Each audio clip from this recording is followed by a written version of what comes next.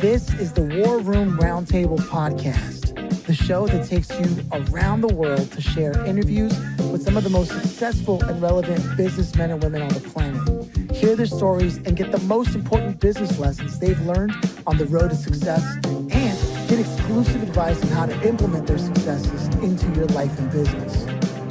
The War Room Roundtable is brought to you by your hosts, Jason Miller, CEO of Strategic Advisor Board, and Phillip Lanos, CEO of Own the Rhythm, and former podcast host for Entrepreneur and Inc. magazine.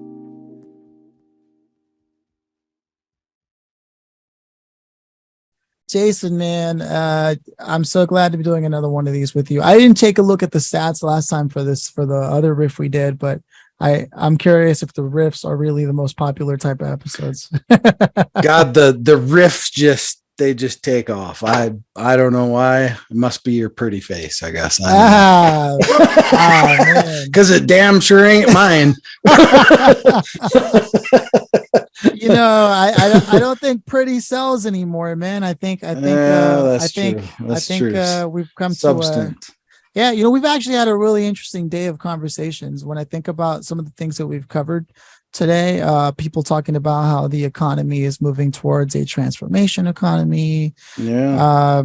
We've been able to have people sort of explain to us how the models of nonprofit organizations are broken, or how any charity organization with a cause has a broken model almost designed to make it worse. And I can think of a few other things that have come in, like people who are freelancing and how they provide this incredible value only to have people try to get the bullet points from them and not pay them. It's been a really interesting day. Have you had any insights yourself that, like, in listening to these people, that is new to you, or is it what it's always been? And that's, no matter how you slice and dice it, all entrepreneurs are the same. Well, I mean, it's like I always say, you know, no matter what, we can always learn something from whatever engagements we have, if they're good or bad, right? Good, bad, ugly, WTF. I mean, whatever, right? Had a couple of those today. Yeah, we did. So, you know, but I mean, at the end of the day, there's always something to be learned, whether it's a good thing, a bad thing, whether we can take something positive away from it. Like even us today, right? We had a couple episodes that were like, wow, right? But you know, what's the takeaway? What's the takeaway from that, from a business perspective, right? Vet better. Right? Yeah. Right. Do a better job of vetting. Right. And, you know, don't always assume, right, just because somebody has the attached 3 letters of CEO, right, that they're the right person to have on a show or to be on TV or anything like that. Right. So, yeah. I mean, I can tell you, so I'm in the process of putting my whole team, right, through the fire, because I'm having all the directors do videos. Some of them have never done a video ever in their life, right? Wow. And because they've never had to. It wasn't something they have done, right? Oh, but this isn't how ever. we do it. Right? So it's like, you know, hey, step outside of your comfort zone a little bit and throwing them in the fire. And you know what? For some of these, some of my team that have never done this ever in their life, I'll take Mike Jackson. I'll just use him as an example. He's loving that. I mean, he's never, ever done a video ever in his life. I mean, so that's like the first time ever. The guy's a genius when it comes to medical consulting, leadership, all these things, right? He's got 30 plus years doing this stuff, but he's never once stepped in front of a camera to do a video where he had to share insights on leadership. And so he did his first video today and he sent it to me and was like, man, I don't know. And I was like, you know what? It's great, brother. It's great. We're going to post it. And because it's the first time you did it. Is it perfect? No. But who cares, right? Because it's about stepping outside of your comfort zone sometimes and just doing it, right? You got to just do stuff. But the takeaway from that really is as people, whether it be in your personal life, whether it be in business, you have to take leaps, right? Even if they're painful, right? Because hell, there's stuff I do every day that's painful, right? And it's like, wow, I got to figure that out now. Holy crap. It's like, Jesus. And then you do it the first time and, maybe it's not pristine, but you did it, right? And then every time after that's very repetitive and you do it over and over and over and over and over again. It's really no different how you and I met on Entrepreneur Magazine, right? Yeah. I had not one time ever been on a podcast, ever. Wow. That was the first one I ever did.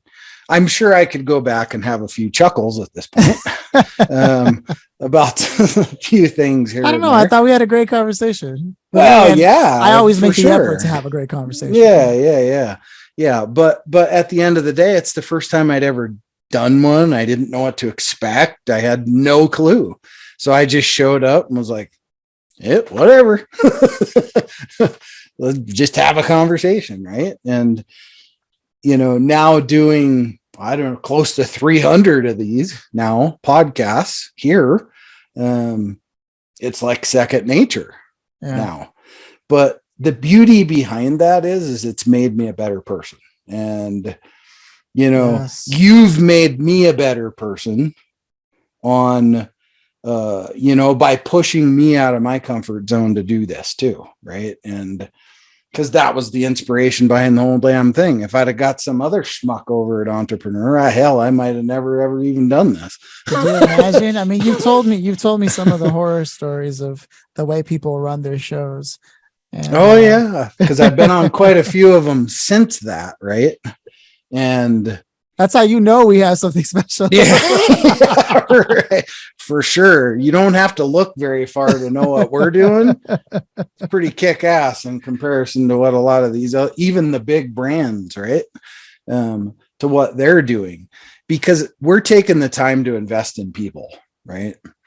And at the end of the day, we have to invest in people. That's what better investment is there than the investment in people and the investment in knowledge. And knowledge is only good if you actually know how to use it too. Right. So hopefully that's what we're able to glean a lot of that out of what we're doing here and make an impact. Yeah. I've taken so much time and energy to invest in like the preparation of what it means to present it as a being, as a person, and whether it's in business or something creative, even just making informational content. And over the years, I can tell you, from joining Toastmaster groups to taking courses with coaches, very few things were useful from like everything that I've paid for, whether it was in time or money or energy. And the only things I found that were prophetic to the progression of my delivery as a content creator or communicator, let's say, in front of people, aside from the general training you need of learning how to gesture naturally, which really comes from just being relaxed enough. And if you just trust that, as we talk about often, be authentic. And don't worry about what you're doing with your hands, because if you're being honest with yourself and not focused on, oh, am I doing this right? Because all your body language is going to communicate all that, right? You don't need to be like, and this is where I point my fingers.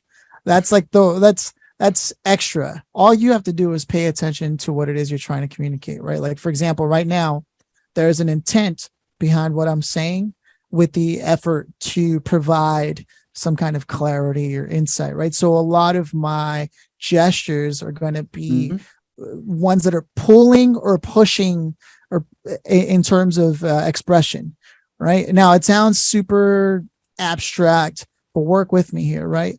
You combine that with a pause on purpose, not for dramatic effect, but to allow the listener to sort of consume more of what you've been saying.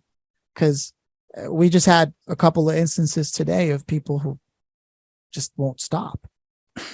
And communication is not a one-way street. Sure, if you're making videos, you feel like, well, I'm not talking to anyone, I'm making a video. Wrong. You're talking to someone while making the video. So it's important that you create an experience where they feel like they're interacting with you. That's why pausing on purpose is important. And yeah, the first couple of videos are not going to come out, home runs, because you're still finding your voice and your own cadence and voice. Like, it's kind of like singing or rapping or playing an instrument. You hear a Carlos Santana riff, it's him. Eddie Van Halen, it's him. You know what I mean? You hear Celine Dion just hit a high note, and all of a sudden that it's going to be. So you still have to find that signature, and the only way to find that is through experimentation. And that's the only useful thing I ever got out of an acting class, was that it's a very safe place to do a very dangerous thing, which is explore sides of yourself you don't normally see as socially acceptable. Because somewhere in between the most extreme parts of who you are and the most monotone, monotonous, no effort whatsoever lies the truth of your voice. But you need to be able to deliver a script. That's an exercise for you. Say it as boring as you possibly can, and then say it as majestically as you possibly can. And somewhere in the middle of that is actually where the pacing and the cadence and what you're looking for is. But you see how the underlying mechanism is stretching, like you said, comfort zone, right? Yeah, right. Yeah. And, I constantly am always putting myself, it's not really outside of a comfort zone, but it's like always, trying to push myself to be better. Like when it comes to video things or, video type content or whatever the case may be. And it's like trying not to be, because it's a lot harder when you're not having a conversation with somebody, right? Versus you're just trying to teach something, right? I mean, fortunately, I spent 4 years at a military academy teaching. Right. So that helped a little bit, right? But then when you step out of that and you're away from that environment for, 10 years, right? You lose it. So then you kind of got to retrain yourself a little bit, not to be the she kisses my boo-boos, she sews my hair. Da, da, da, da, da, da, da, da, da. That's off a cartoon. My kid's cartoon. So, I was gonna say, is this a movie quote? Yeah. So you got to get yourself off of that, and inflection in the voice and all these things. And I mean, hell, you went through acting school, for crying out loud. So yeah, man. And all of that was pretty much like random, except for how to actively listen and being willing to explore the less exercised parts of yourself, right? But it also comes back to just how well you know your shit. Yeah. A lot of people will use like to fill in space because they don't feel comfortable with the space, right? Yeah. However, as you can see, there is power to letting, it's almost like playing with space and time, if you will, vocally, right? Now, most people might be listening to just the podcast. Some might be watching the video. You have to be able to take up space where it matters. And you decide that because you're the one delivering your content. So you're looking for those, but wait, there's more moments, not to sell, but to drive a point home. And I don't know how else someone is going to learn to communicate in this fashion other than just through a lot of mistakes, a lot of terrible videos, without being judgy, which isn't a word, but without judging yourself, and instead critiquing the material as it's coming out. That's the hardest part, right? Because right away we're like, look at me, I need to work out, or look at my hair, my hairline's all, do I really have that much forehead? You know, or whatever people want to say, like, you know what I mean? You can point fingers at yourself and criticize yourself and break yourself apart, or you can use it as an opportunity to go, wow, I really know my stuff, you know, or wow, I really need to brush up on my stuff. And I think because that's what matters. Nobody cares if the message is strong, clear, insightful. Nobody cares what you look like. Nobody cares what you sound like, because the truth always sounds like the truth. You know, no doubt about it. You know, I have my like vice and thing that I do a lot is, you know, I'll say, okay, you know, that's my pause turns into okay. Right. And it's like, for me to try to train that out of me that's been challenging for me. And it's, or we all have it. Or all right. That's another one that I use. We all have a crutch. And that's I will say the only thing Toastmasters gave me, I said, right. And that's because, but do you see, like, I want to call it out, is they would charge themselves 10 cents every time they said something that was a crutch. And that allows you to start catching yourself. And some people go bankrupt real quick when they find out how often they use words like that. Eventually you learn to pause and be okay with that, because outside of the pausing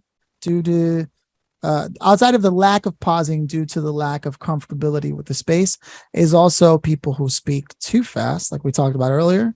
And that's like apologizing for being there at all. You know, I'm really sorry that I'm here. You know, I'm just doing a lot of things right now and I'm trying to figure out what's going on. What are you doing right now? No, actually, hold on. Will you give me a second? Because I'm feeling, do you hear that? What's going on? And it's like, yo, calm down. Be present. Yeah. It makes you wonder sometimes if that isn't nerves.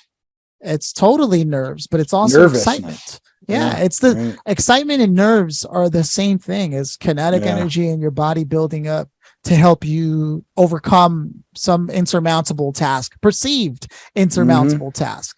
So it's just a lack of practice of being in that environment.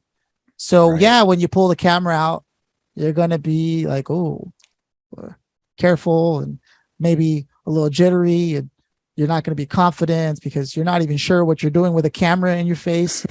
But if it were your best friend, your son, your partner, that was the camera instead of the camera, and you knew that your information, that your insight, that your hard-earned experience as a veteran business owner was going to change the game for this person across the way from you, well, then you deliver it a little differently, don't you? Yeah, right. For sure. I have a great idea for a tech tool. It detects where there's ums, ands, uhs, right? And it inserts elevator music for 30 seconds. So it trains you.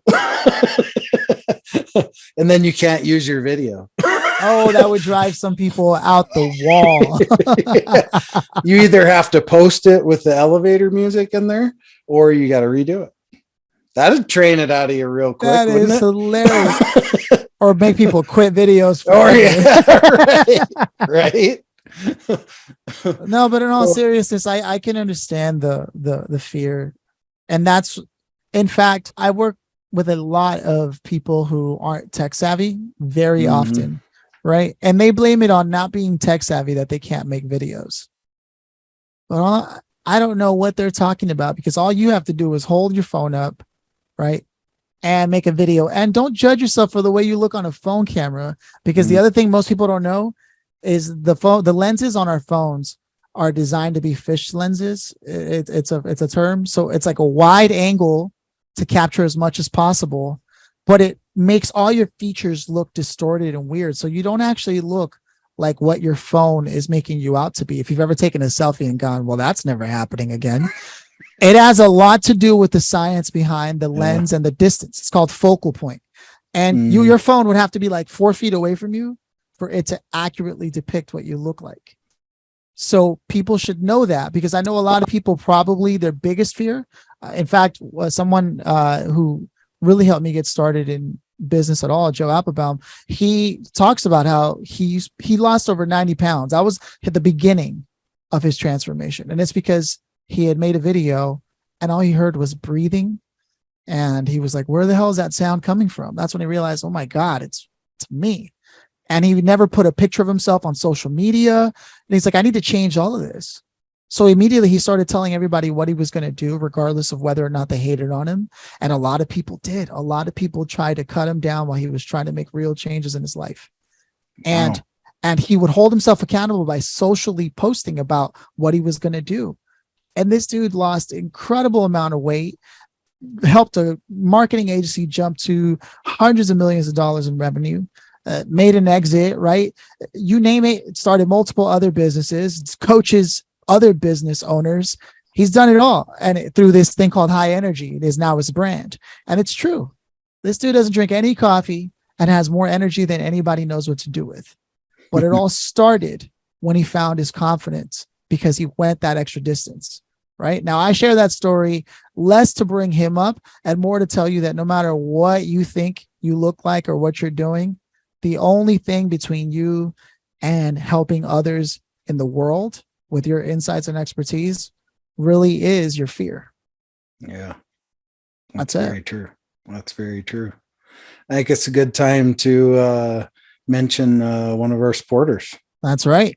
And we have today with us Melanie Cosson of Stillwater Hemp.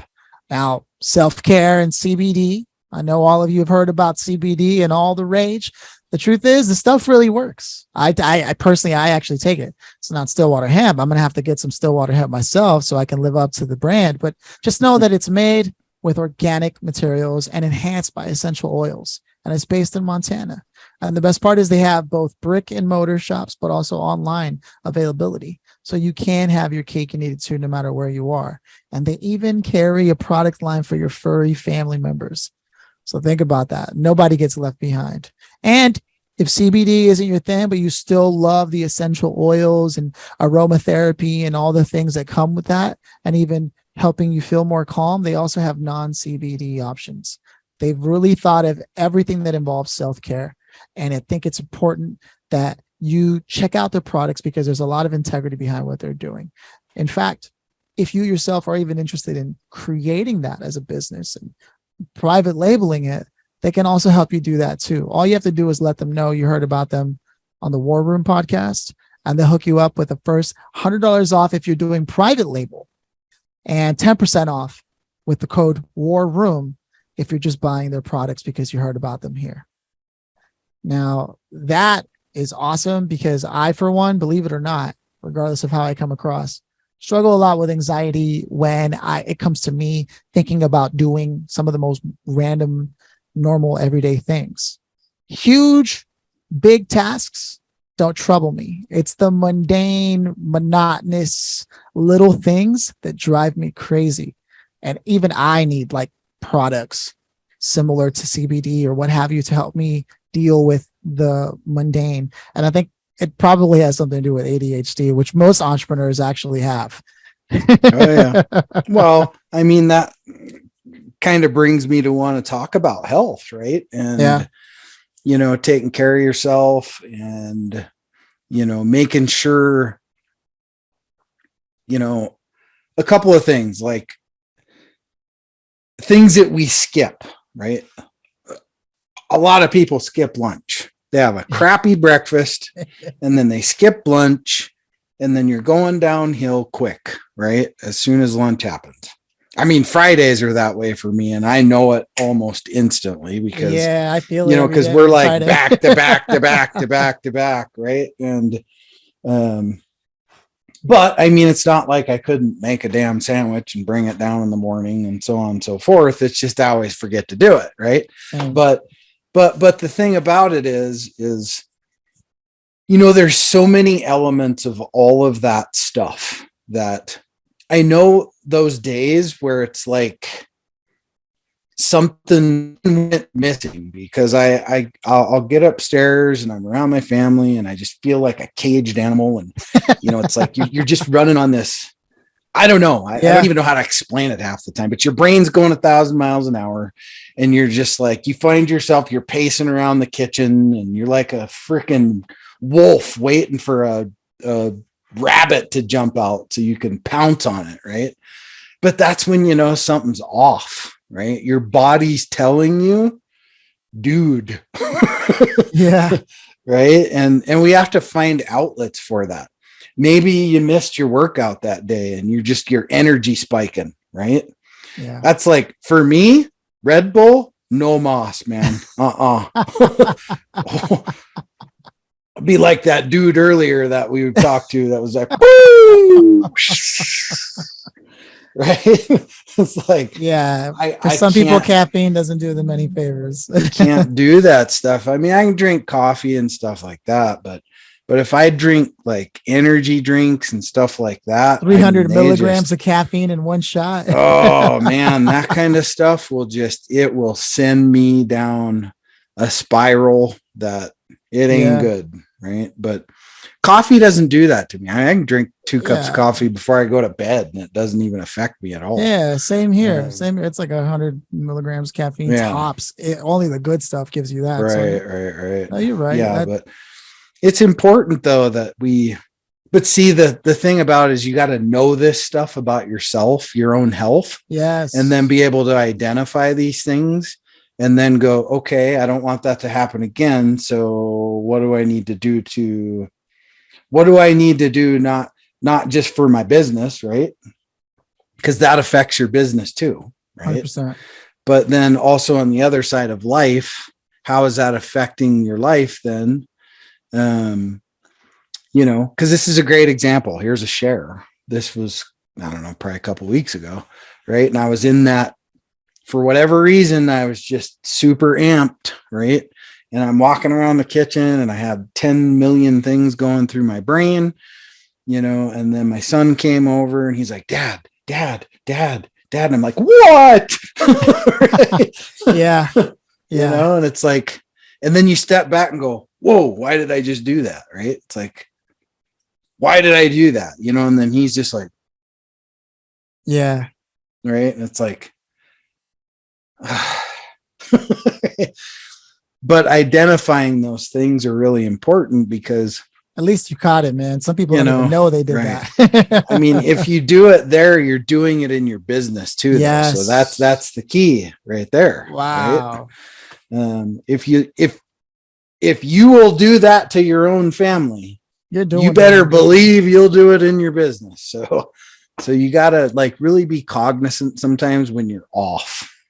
You know, yesterday there's a show. Yesterday I had a really interesting day. I had such a great day prior, and then I stayed up maybe a little late, right? But it's not unusual for me to stay up late. However, I got up the next day and I kept telling myself, all right, gonna work out and get my day started. No matter what, like I started on business like related tasks. No matter what I did, I couldn't focus on work at all. I was washing dishes, washing clothes, and maybe that's a hazard of working at home, but I was doing anything other than the thing I know I needed to do. And it wasn't until I broke down and went and like did some exercise that suddenly my mind could sit still long enough to actually work on client related work. And it was like 5 p.m. by the time I could sit down and focus. So I was up until maybe 1 or 2.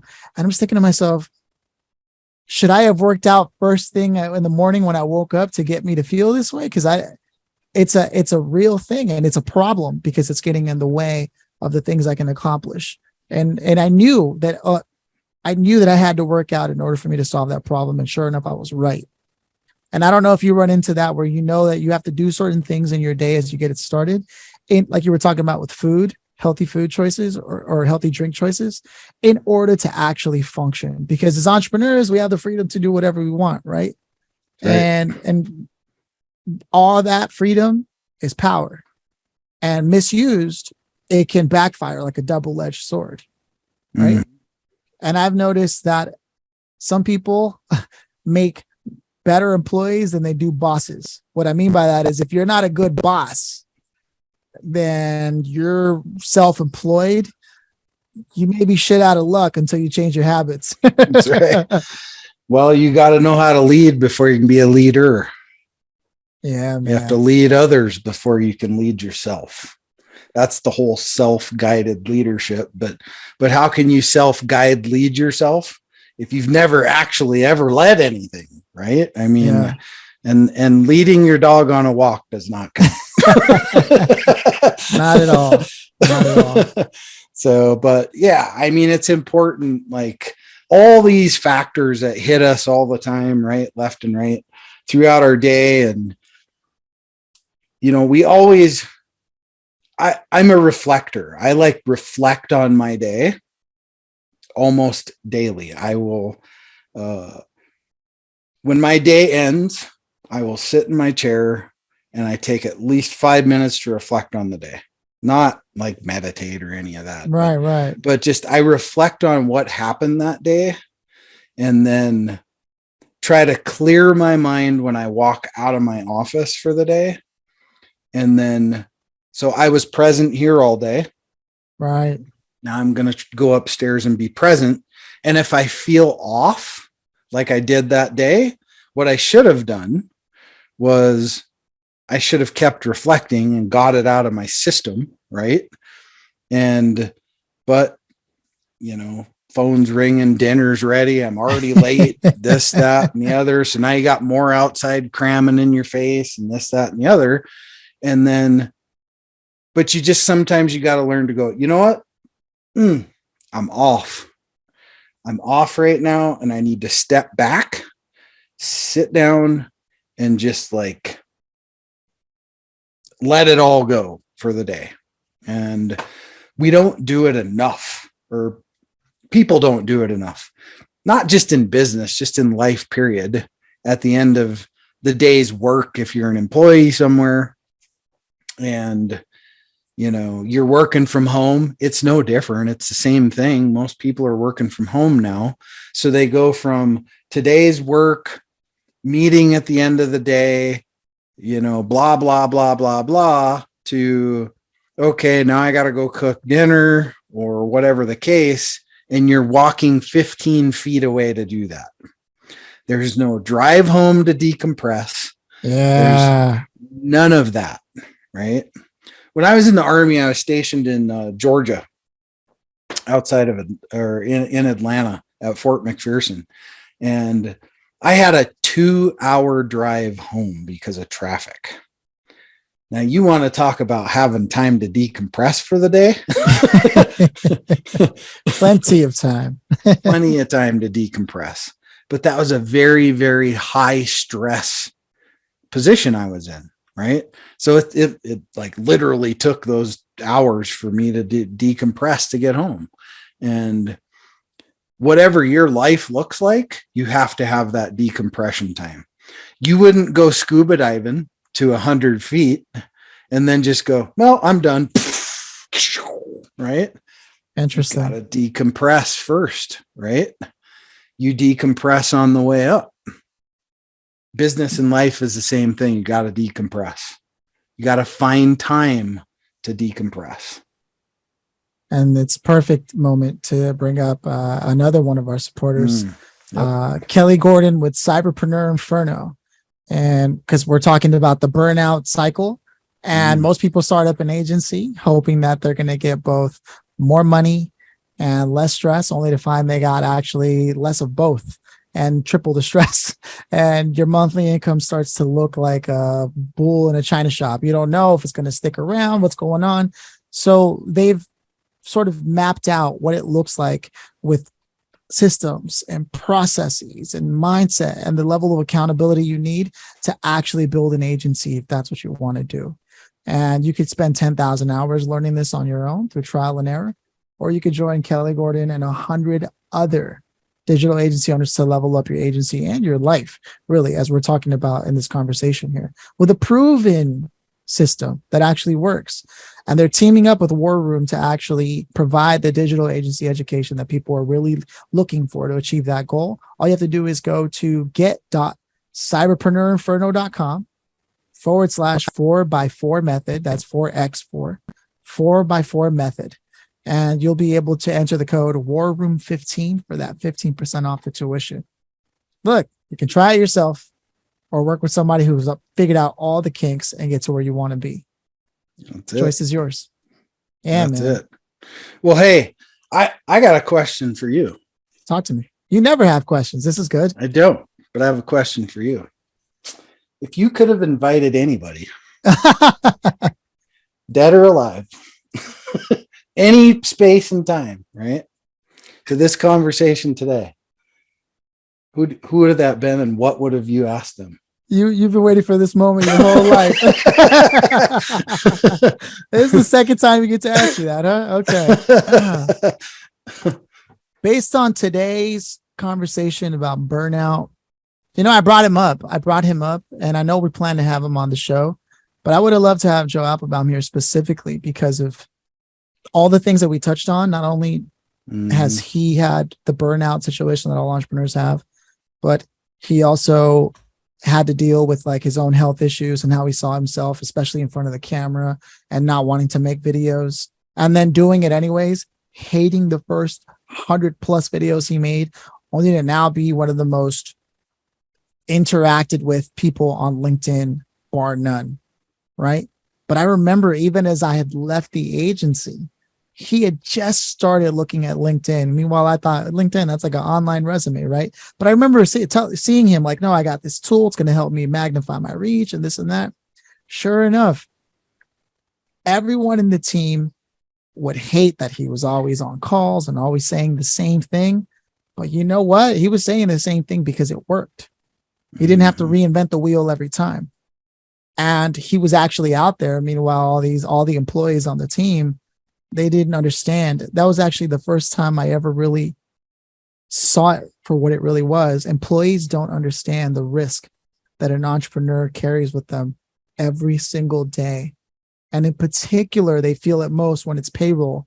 And that's when employees feel it the least, right? Mm-hmm. And I saw that clear as day because we had one of those open office situations. It was kind of just like if you would, like a rigid N, right? One line here, another line here, or a U, depending on where you're standing. And I remember seeing him always doing conferences, a lot like our podcasting, and never doing client work. And all the employees going, doesn't do anything for these clients. They're just, and I just think to myself, wow, they're missing the big picture. There would be no clients if he didn't do this, and they would hate that he would always have his catchphrases and his go-to things. But I look back on the work that I'm doing now and what we're doing and in that moment, and I just think to myself, what an education and a valuable experience it was for me to have been working at that agency. And and this agency gave agency to their employees, gave them tools, abilities, invited them to upskill and educate themselves, all these things that most companies would never do, gave them complete ownership over multiple accounts, all these things that I know they took with them to whatever other job they eventually ended up going to, and have never had that much agency, mobility, and ownership in any other job ever. It's responsible for like the core of my own education in the modern day work world. So when I say, yeah, I wish you would have been here to listen to this conversation, I mean that because I feel like entrepreneurs need to communicate with each other more about how similar their challenges are. And that's what I love about this show, because it just proves that over and over again, every episode. Yeah. Well, I think we have them on the show next week, don't we? Yeah, man. It's going to be great. Yeah. So we'll have them on the show next week. Yeah. I think people discount what they don't understand. Right. And the one thing I've always learned when it comes to business is when you hear something new, right, that rattles through one ear and then maybe dings around in the mush and then goes out the other, is not every strategy is always a winner, but the least thing that we can do is listen and make a determination, right, of whether it's something we want to adopt, right? And maybe it's not something that we want to adopt, right? That doesn't make it wrong. That doesn't make it the wrong thing. It's just maybe something you don't want to adopt, right? I mean, I look at LinkedIn back when I retired from the Army, they made us get a LinkedIn account. I was like, I don't give a shit about LinkedIn, right? They made us all get LinkedIn accounts. And for being in the military, we got premium accounts and all this stuff, right? For free. And, but they made us all set up LinkedIn accounts.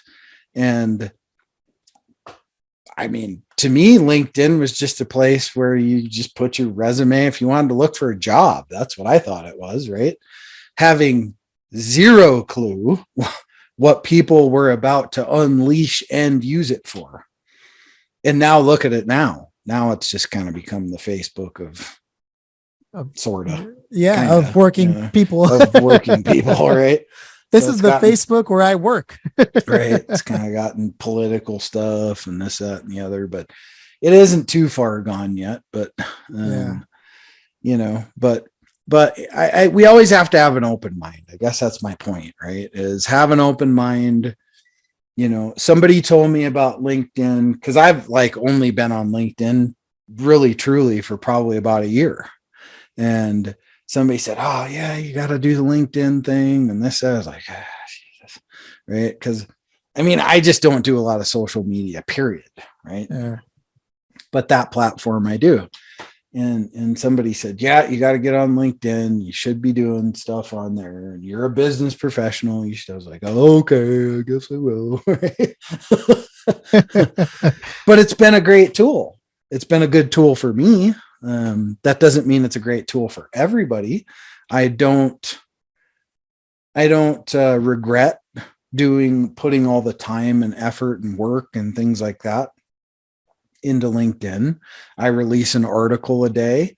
I post 4 times a day. I, probably overkill, but I'm very active on LinkedIn. Why? Because that's where business people are, right? TikTok. We're on TikTok. We're on all the platforms, but I'm not going to spend time there. I'm not going to spend time on Twitter. I'm not going to spend time on Facebook because that's not where my ideal client hangs out. That's the key. Not on TikTok. And if they do, they're making content and they're doing it wrong. Right, exactly. So, it's all relative at the end of the day. And you just have to find what works for you as a business owner, whether that's in life, whether it's health, whether it's a wealth plan, whether it's whatever it is. Everybody has to tailor to what works for them, because what works for me is not going to work for everybody. Right. And that's just the truth of it. Just because I got lucky in the big Yahoo boom, right? Wow. Yahoo. Well, I just date myself. Yahoo. Wasn't that like their slogan? Yeah. Are they still even around?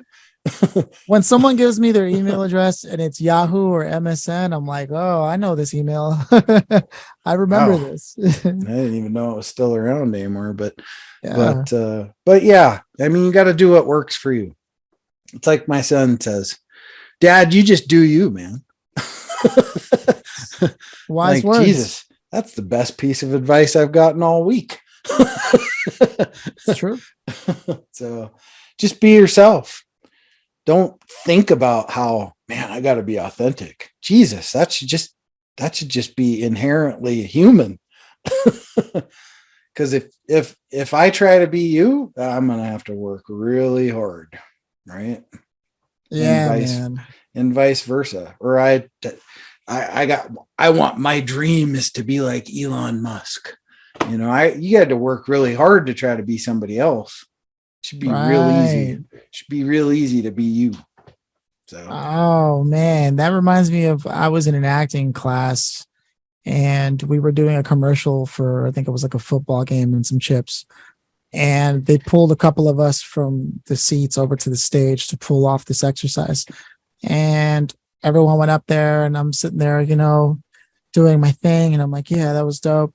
And then the teacher who was an actor, I forget, he might've been on The Big Bang Theory or something. He told me, Phillip, less like an actor doing a commercial and more like a guy from Minnesota eating chips with his friends at a football game. And I was like, okay. And what he meant by that was like, cool it and just be yourself, because that's all that's required is for you to eat chips and enjoy what's happening upstairs. Right. And most people will throw on a camera or ready to make their video. And then instead of being themselves and communicating an idea, they are now a business person who is communicating an insight. It's like, you don't even know if it's going to be insightful. Right. So just be yourself and share. That's if it's too California for you, be yourself and break something down. That's you know what I mean? But it's true. Don't take the Tropic Thunder approach. I'm just a dude playing a dude trying to act like another dude. That's so true, man. Just what be if you're the dude who man. doesn't know what dude he really is? Yeah. That's true, right. Man. It's just easier just to be yourself and don't try to be somebody else. So, but people get caught up in it. Yeah. People get caught up in the Hollywood, and that's just not life. It's not life. It's so far from what life really is, what life was meant to be. Here's another example. One time, this was years and years ago, my wife, she'd gotten up and it was early and she put her makeup on. I said, "Why'd you put your makeup on?" Because we were about to leave the house and stuff. And she was like, "Well, I can't go out without putting makeup on." Right. And it's like, is that really what we've trained our society, that you can't even go outside as a woman without being all dolled up? And can't you just look like you're supposed to look? Right. Because I'm not that guy that's like, oh, I need my woman to, look like some Hollywood stripper all day. Right. Right. And because in my mind, beauty comes in a lot of forms, man. It's not like, gosh, you got your hair all made up beautiful, and beauty's a lot of things. And of course, do we all, when we do certain things, do we want to like gussy up and go out to dinner and do stuff like that? Well, sure. But should there be this expectation that it's always got to be that way? I don't think so. Yeah, it's definitely a societal standard that has made life a little more difficult than it has to be. Right along with the idea of the pink tax. The pink tax is literally because women have certain things that happen to their bodies on a regular basis monthly. They actually have to pay money to get materials that men never have to worry about. Therefore, if we're already talking about whatever pay gap may exist, it's only exacerbated annually by how much money they have to spend on that 12 times out of the year, because it's not available. And you just look at all the constructs that have been set up and put in place. I'm one of 18 kids. Most of them are women. They're all coming into adulthood, and I can only imagine. I'm not close with all of them. I'm available to all of them, just not close with all of them. But I can only imagine the trials and tribulations that they have to undergo growing up, adding to what's already a hard world to live in, whatever trauma that came from our family bloodline and this and that. Right. So it's fascinating to hear that, because I see it all the time, even with my own partner, and her like wanting to, sometimes we will go out just like that. And all of a sudden, if anyone sends attention my way, and they happen to be all dolled up, she's like, I should have dressed up. People think like I'm not even with you, because and I just think to myself like, I hate to have to convince you that like that's not something you need to worry about. And it's not like she's insecure. It's just the way the society has set it up. It really is that way. You got to put your best foot forward no matter what at all times. Never take a break, never relax. Nothing short of you going away to some other country. And even then, I can't guarantee your safety. Yeah, right. At least you can grow armpit hair and leg hair and something. Yeah. Europe, it's okay. Right. Yeah, that's right. Boy, I got more hair coming out of their back than I do. Jesus. and looking sexy while doing it. Eh? That's right. Hell yeah. Well, You hey, got man. Wow. We really Cool. went off on the deep end there. Boy, we did. Woo! Keeps it We're just interesting. trying to tell people, just be yourself. Love That's yourself. it. You are enough, and trust that the work you've done in the past years will actually show up for you when it's time to step up to bat. You know? You got it. Well, hey, good riff, man. There it is. We did it again. All right. Next month. Hey. Until next month. With it. Cheers.